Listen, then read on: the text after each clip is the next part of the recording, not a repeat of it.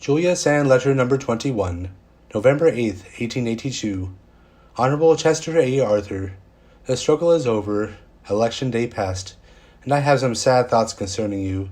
It is not my nature to find pleasure in saying to people who are discomforted, "There, I told you so," and it is not in such a spirit that I write. Before I have written for other reasons. Today it is wholly for your own sake. You are unhappy, gloomy, disappointed. If I were at home, I would feel almost tempted to go and see you, and yet I would dread the meeting. You would say something harsh, something bitter, something that would wound me. Yet it is not the mere words, nor even the fact of being wounded that I shrink from. It is that you have the hard, bitter thoughts in your heart.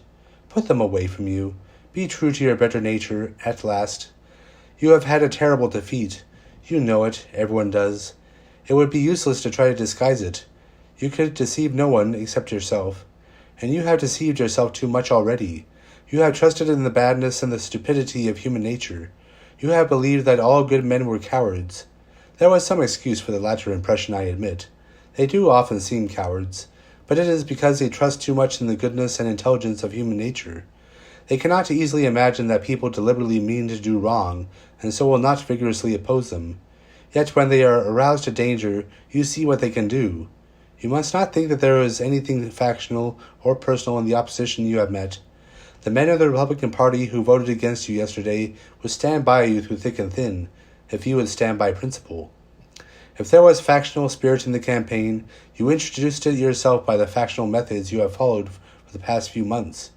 If there was a personal element, you forced it on the people by the active personal interest you have shown in local affairs. Had you remained at your post of duty in Washington, or at least kept out of the state of New York for the last 6 weeks, you would not be in the deplorable position you are now. If there was anything deeply humiliating in your defeat, it consisted in not what your opponents prepared for you, but in what you prepared for yourself. You have been your own worst enemy. I say this to you not as a taunt, but because I believe that when we see that our troubles are of our own making, somehow it touches our sense of justice and compels us to bear them more patiently. Do not imagine that your opponents are triumphing over you. It was a melancholy victory to those who defeated you. It is painful for lifelong Republicans to vote against the Republican Party, sad for any true-hearted American to be opposed to the President of the United States. And now it remains for you to decide what you will make of this defeat, whether it shall be the stepping stone to better things, or the millstone about your neck to sink you to the bottom of the deep. There is only one way to make the world forget your humiliation. Make people forget how much you have deserved it. I do not know whether you have aimed at a second term of the presidency, but if you did, you have destroyed your chances for it by the part you have taken in the present campaign. No free convention would nominate you, and if a packed convention did so, more than half the party would bolt. You have undermined your power both for good and evil. It is not of vital importance to the country what you choose to do now, but it is of vital importance to yourself. Remember how swiftly time glides away. To many men there comes a long pause between the activity of life and the closing scenes of death. How sad it must be for anyone then to look back and feel that the best strength of their manhood has all been wasted on unworthy ends. For your own sake, and for the sake of those who love you, do not fill your life with actions which afterwards can bring you only regret. Go back to Washington. Forget New York, political strife, and personal animosity.